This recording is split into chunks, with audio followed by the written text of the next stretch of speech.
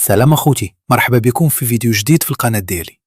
اليوم غنهضروا على اللائحة الأولية ديال المنتخب المغربي اللي عيط ليها المدرب محمد وهبي، واللي فيها بزاف ديال النقاش بين الجماهير.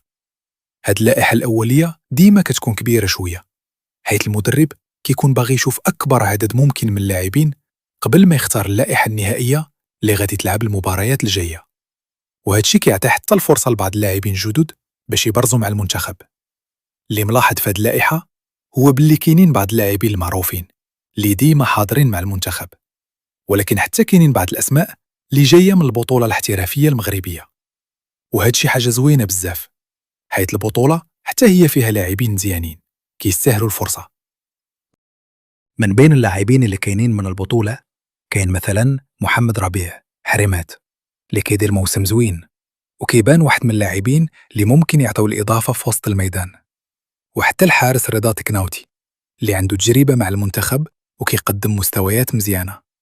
وكذلك اللاعب أنس باش اللي حتى هو جا من البطولة، وهذا الاستدعاء يقدر يكون فرصة كبيرة ليه باش يوري الإمكانيات ديالو. اختيارات مناسبة ومفكر فيها مزيان، عطى الفرصة حتى لولاد البطولة، وهاد شي حاجة زوينة. هاد كاينين لاعبين في البطولة كيستاهلوا التجربة مع المنتخب. الغريب هو أن بزاف ديال الجمهور كانوا ديما كيقولوا خاص ولاد البطولة ياخدوا الفرصة، ولكن ملي تعيط ليهم بداو كينتقدوا. هادشي كيبان شوية تناقض. فالأخير هذه غير لائحة أولية وكل شي ممكن يتبدل، ولكن خاصنا نعطيو الوقت للمدرب باش يخدم خدمته ونشوفوا النتائج فوق أرضية الميدان. دابا الدور ديالكم، واش كتعتبروا هاد الاستدعاءات مناسبة؟ وشكون لاعب اللي كنتو باغيين تشوفوه في هاد اللائحة وما كانش فيها؟ الرجل المناسب في المكان المناسب، وان شاء الله عقلوا مزيان على هضرتي. انا كنقول ان هذا الراجل هذا غادي يدير خدمه زوينه مع المنتخب الوطني المغربي.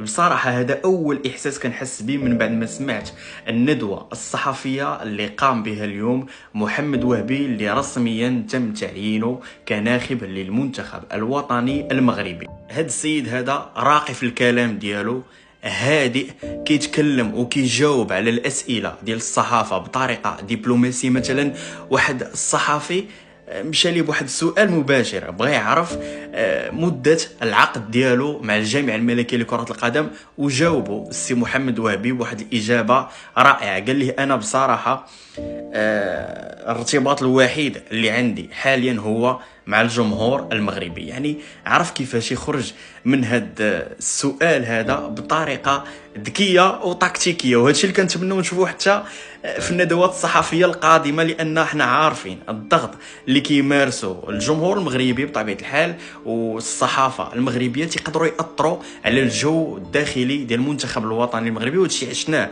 في الفتره ديال وليد الركراكي، ولكن انا عندي ثقه كبيره على ان هذا هو البروفايل الصحيح اللي غادي ان شاء الله نحققوا به نتائج ايجابيه، وغتكون ان شاء الله افضل من النتائج اللي حققناها مع وليد الركراكي. واليوم محمد وهبي اكد حاجه واحده، على ان في الطاقم ديالو غادي يكون المساعد البرتغالي جواو ساكرامنتو. كيف ما كنت سبقت وقلت لكم هذه تقريبا شي يومين في واحد الخبر حصري، على ان المساعد ديال محمد وهبي غادي يكون هو المساعد السابق ديال جوزي مورينيو في توتنهام وفي روما الايطالي.